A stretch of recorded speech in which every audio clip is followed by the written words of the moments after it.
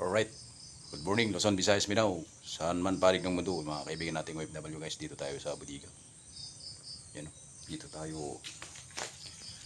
Bali, pasamantalang lagay muna tayo ng palay dito sa Budiga ng boss namin yan guys. Ito na yung palay guys.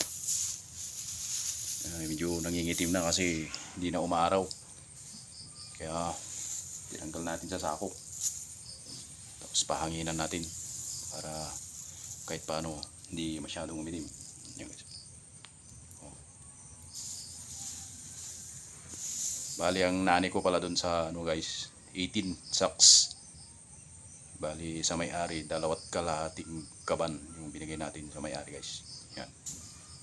Ito pangkain lang to guys. Hindi tayo nagbibinta kasi alam niyo naman mahal na ngayon ang bigas. Thank you for watching guys. Sana di kayo magsawa sa aking video. God bless us all. Alright.